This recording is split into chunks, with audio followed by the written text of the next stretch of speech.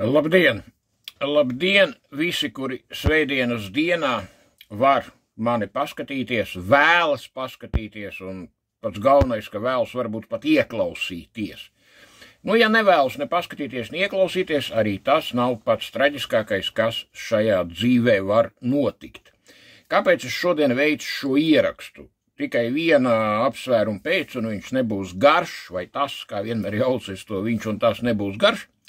Jo cilvēki vienkārši tajā skaitā mani paziņas prasa. Viņi saka, Enār, kāda vispār ir situācija frontē Ukrainā?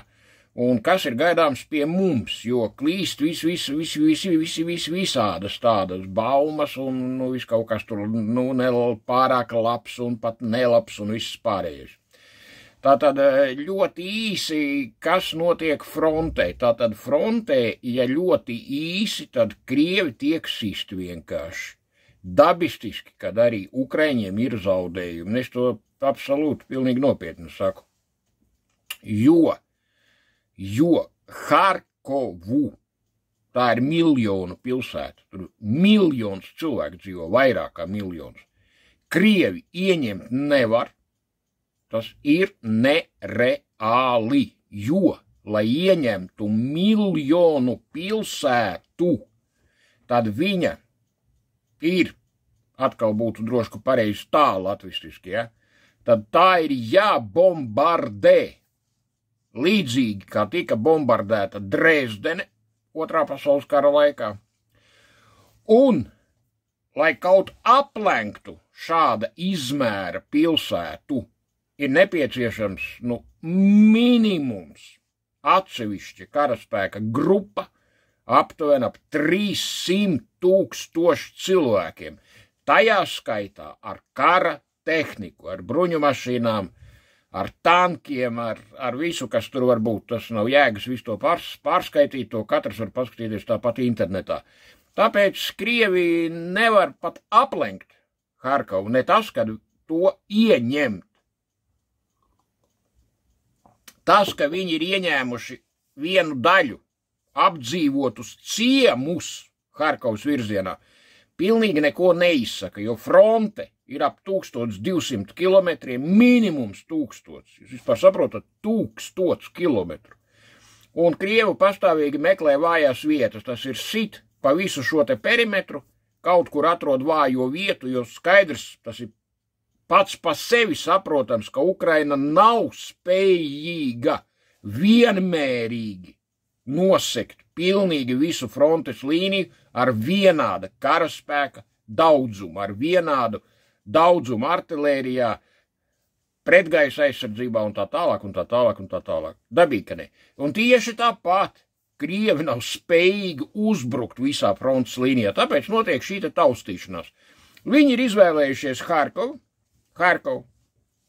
Un kāpēc? Tāpēc, ka Harkova ir tuvu Belgorodai, ļoti tuvu, un Belgorodu laiku pa laikam kaut kas apšauda. Un es neizslēdzu iespēju, ka tur tiek atkārtots Donbasa 2014. Gada scenārijs, ka Belgradu apšauda paši Krievi. Tieši dzīvojamos rajonus. Tas ir tāda izplatīta prakse tajā armijā. Tāpēc, kad var būt kaut kāda milzīga tagad Krievu uzvara, ka viņi var sākt ieņemt daudz miljonu pilsētas, es jums absolūti mierīgi varu pateikt, ka tas tā nav un tas tā nenotiks. Man ļoti daudz cilvēku prasa, ko nozīmē tas, kad ir nomainīts aizsardzības ministris, briežkopis, nopelniem bagātais Šaigu, un ir ielikts viens ekonomists, pilnīgi civils cilvēks, kas nevienu dienu vispār armijā nav dienējis, lai gan arī Šaigu nevienu dienu nebija dienējis armijā vispār. Tas ir vispār raksturīgs šodienas Krievijai, ka augstākā aizsardzības ministrijas vadība vispār nevienu dienu nekur nav nekad dienējuši, vispār nekādā kvalitātē. Tātad viņi ir ar tikai vienu milzīgu īpašību, un attiecīgi ir jāsaka, ka priekš Latvijas šī Krievijas augstāko ģenerāļu īpašība ir neiedomājami pozitīva. To es runāju pilnīgi nopietni. Un manā izpratnē pēc kara var būt, pat Latvija varētu izskatīt iespēju dažus Krievijas ģenerāļus, apbalvot. Es to pilnīgi nopietni. Jo tik daudz, cik viņi ir nozaguši no Krievijas aizsardzības budžeta, ja tas viss tiešām būtu sakrauts iekšā tankos, lidmašīnās, karavīra ekipējumā, tā kaut vai parastākos Kalašņikova automātos, situācija ne tikai priekš Ukrainas, bet arī priekš Baltijas valstīm būtu nedaudz citādāka vai savādāka. Tāpēc mums patiesībā ir jāizturās ar pateicību pret šo Krievijas augstāko ģeneralitāti, kura Krievijas bruņotos spēkus, Krievijas aizsardzības ministriju ir izzagusi vienkārši pa tīro. Tur viss ir nosperts. Tur tagad frontē, tā nav rēka. Frontē izsniedz sarūsējuši Kalašņikovu, bet bez aptverēm, jo aptveris jau ir kaut kur uzsistas gaisā, jau nav zināms kur un kad, bet viņu vienkārši nav, ja? Un tam čalim vienkārši izsniedz to sarūsējušo Kalašņikovu un saka, ka aptveris un patronas, lai viņš pats tur kaut kur pameklē pa kara lauku. Nē, tas pilnīgi nopietni, tā nav anekdota. Un par šādu situāciju mums ir jāsaka paldies pirmkārt Krievijas bijušajiem aizsardzības ministriem Šaigu kungam. Vienīgā nianse un problēma tāda, ko man arī cilvēki kāpēc vispār praso, vai tagad nesāksies kaut kādas ziepes, jo visa šī Krievijas augstākā ģeneralitāte ir praktiski pilnā sastāvā pārbraukusi uz cietumu, un viņi visi sasēdināti jau, ja? Un vai kaut kas neizmainīsies sliktākā ziņā priekš Baltijas šajā sakarībā, ka ieliks citus un ka tur viss baigi notiks, ja? Patiesībā tātad pirmais aspekts ir kāds. Ir aizturēti vai arestēti vai pielietots drošības līdzeklis, vienalga, ko tā var saukt, ne tikai tur kaut kādiem 2 vai 3 ģenerāļiem, no kuriem pats pazīstamākais ir Timurs Ivanovs, tas tur vispār ir izzadis pusbudžetu nospērs vienkārši, ja. Bet patiesībā pēc manā rīcībā esošās informācijas šodien Krievijā ir arestēti aptuveni 58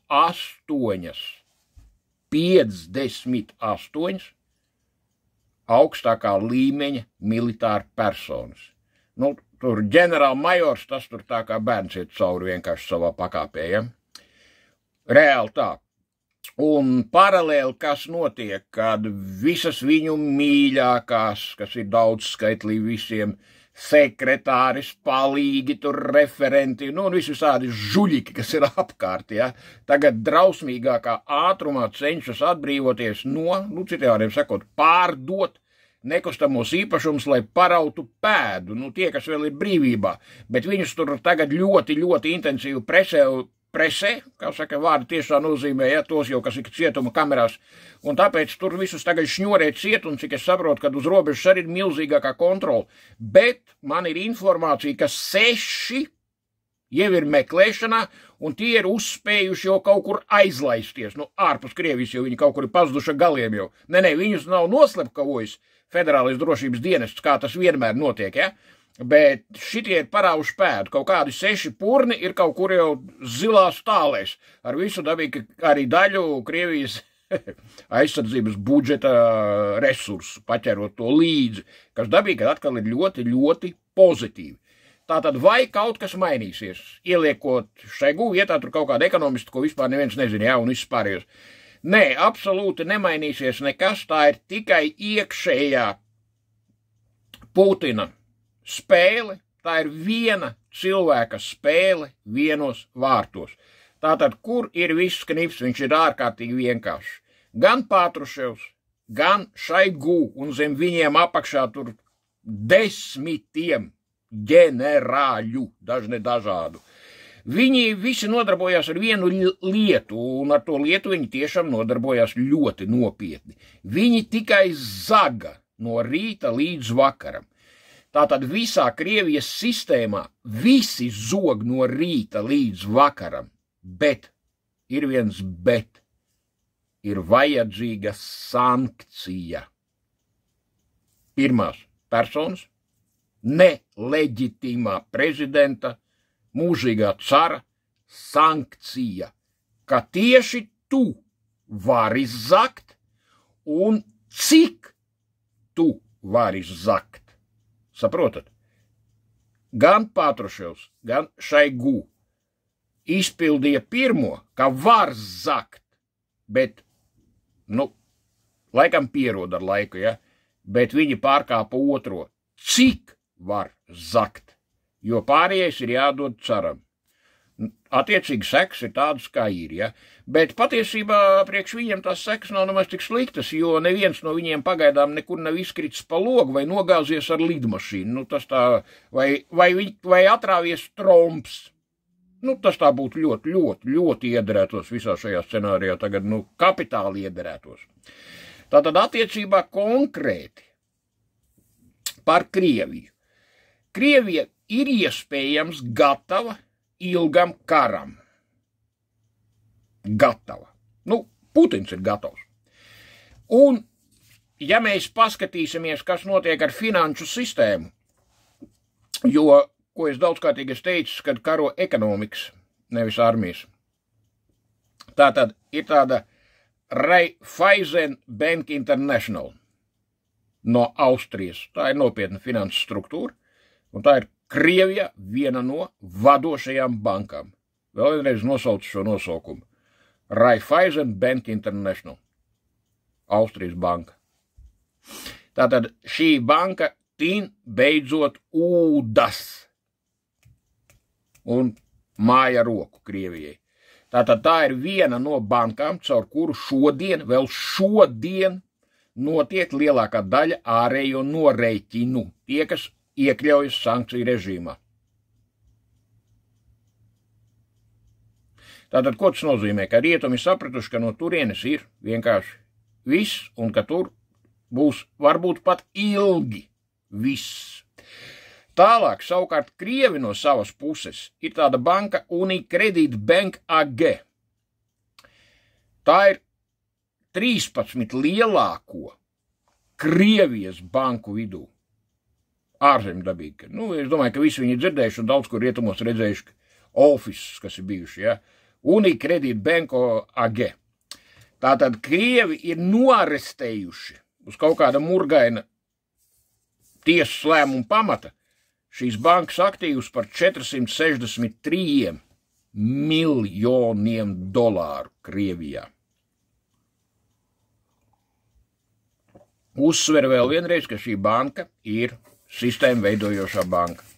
Tātad mums ir skaidri un gaiši jāsaprot, ka viss ir uz ilgu vai ilgi. Krievi tiks izjāta beigās. Beigās viņa tā tiks izjāta. Tas ir, man par to šaubu vispār. Ja mēs skatāmies par Latviju, tad būtība ir kāda. Paskatīsimies tikai divus parastus piemērus, un es domāju, ka visi var izdarīt tālākos secinājumus paši. Tātad ir tāds uzņēmums, kas mums būvē dzīvojamās mājas, saucās Bonava. Tas ir Zviedru kapitāla izcelsmes uzņēmumu grupa, zem dažādiem nosaukumiem strādājas un tā tālāk, bet visi zin, un es domāju, ka saprot, par ko es runāju. Tātad šis uzņēmums ne tikai tirgo jau uzbūvēt to nekustamo īpašumu, bet turpina attīstīt projektus. Citiem vārdiem sakot, vienkārši būvēt dzīvokļus. Diviem vārdiem to var pateikt. Tātad, kā jūs domājat, valstī, par kuru varētu būt šaubas vai kaut kādi viedokļi, ka tā varētu tikt iekarota vai sagrābta no mūsu kaimiņa puses, kas ir aiz zilupes, Zviedri attīstītu projektus. Tā padomāsim vienkārši. Un padomāsim Zviedriem nav nekādas informācijas vispār, viņiem nestrādā neviens tur, nekāda izlūkdienas, nekas un tā tālāk, un nedalās ar saviem uzņēmējiem. Tas dabistis, kad ir, dabistis, kad strādā, un dabistis, kad dalās. Un Zviedrijas izlūkdienests, tāpat kā Šveices, viņi neveic aktīvās operācijas. Tas ir Putina stilā kādu regulāri izmest pa logi. Bet viņi ir ļoti informēti, ticat man, ļoti informēti. Ļoti, ļoti informēti. Otrs, kam es gribu pievērst uzmanību. Tātad Rīgā mums ir tāds Rīga fertilizer termināli. Nu, citiem vārdiem sakot, tas ir tas, kur tika pārkraut visu veidu minerālu mēsli un tā tālāk. Un šīs termināls pieder mūsu nacionālajiem uzņēmējiem, vietējiem uzņēmējiem. No vienas puses puse uzņēmumu, un otra puse viņu partneris bija sankcijās iekļautais Dmitrijs Mazepins. Tātad uzņēmums šodien nevar normāli darboties, jo Dmitrijs Mazepins dabistiski, kad ir zem sankcijām, gandrīz vai visas pasaules. Tātad, kas tagad notiek? Kas tagad notiek Rīgas ostā? Ir bijušais Amerikas Savienoto Valstu vēstnieks Latvijā Čārls Larsons. Bijušais ASV vēstnieks. Un viņš palīdz tikt juridiski dabistiski no šī Dmitrija Mazepina vaļā, lai uzņēmums varētu darboties, lai uzņēmums būtu ārpus sankcijām. Un šis bijušais ASV vēstnieks kļūst par partneri mūsu vietējiem uzņēmējiem. Kā jūs domājat, ASV kaut bijušā vēstnieka līmenī ir kaut kāda informācija par to, kas šeit notiek? Es domāju, kā ģeogrāfiskā teritorijā. Un kas var notikt tālāk? Nu, padomāsim tā normāli. Es domāju, ka ir. Ja tas nav labi, ko es tagad teikšu, bet es domāju, ka viņš ir daudz informētāks par to, kas šeit notiek, un vēl jau vairāk, kas šeit notiks nākotnē, nekā Latvijas Republikas valdība. Objektīvi apstākļu dēļ. Tāpēc, ja šāda līmeņa cilvēki no ASV piedalās kā partneri jebkādās biznesa aktivitātēs Rīgas ostā, nu tas nozīmē, ka te no krieviem smaka pat netiek gaidīts, saprotiet? Smaka pat netiek gaidīta, ne tas, ka kaut kādi cirki.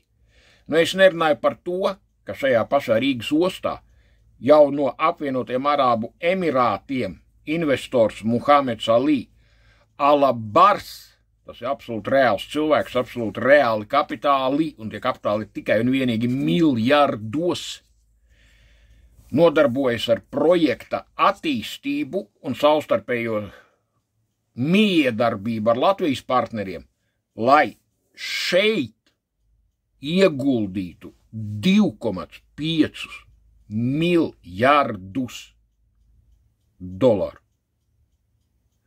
Kā jūs domājat, cilvēki no apvienotiem Emirātiem ir galīgi tādi visi, nu tie, kuriem pieder 10 miljardi, un viņi neko nepēta līdz kaut kam, kad sāk kaut ko veikt. Viņi neko nesaprot, un viņi gāzīs iekšā miljardus savus personīgos. Tur, kur rīt ir gaidāms Krievijas iebrukums.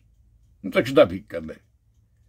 Tāpēc skatāmies uz dzīvi pozitīvi. Viss notiek, viss notiks. Rezultāts ir skaidrs. Vienkārši nav skaidrs. Paliks Krievija kā vienots kopums, vai tur būs daudz jaunu valstu. Un pats galvenais un svarīgākais, ka mēs visi To vēl redzēsim un piedzīvosim. Visu labu!